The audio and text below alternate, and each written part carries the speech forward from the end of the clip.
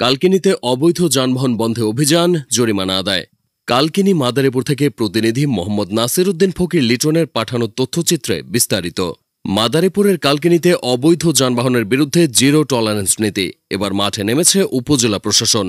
মাদারীপুরের কালকিনিতে সড়কে চলাচলকারী অবৈধ যানবাহন বন্ধে উপজেলা প্রশাসনের উদ্যোগে অভিযান পরিচালনা করা হয়েছে। অভিযানে দুটি অবৈধ মাহেন্দ্র ট্রাক্টরের মালিককে ভ্রাম্যমাণ আদালতের মাধ্যমে মোট 20,000 টাকা জরিমানা করা হয়।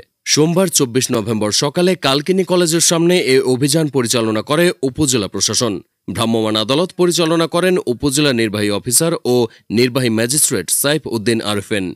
উপজেলা প্রশাসন জানায়, কালকিনির বিভিন্ন সড়কে অবৈধ যানবাহন চলাচল বেড়ে যাওয়ায় সোমবার সকালে এসব অবৈধ যানবাহন বন্ধে অভিযান পরিচালনা করা হয়। এ সময় দুটি মাহেন্দ্র ট্রাক্টর আটক করে নগদ 20,000 টাকা জরিমানা আদায় করে ভ্রাম্যমাণ আদালত। ভবিষ্যতে এ ধরনের অভিযান অব্যাহত থাকবে বলেও জানান।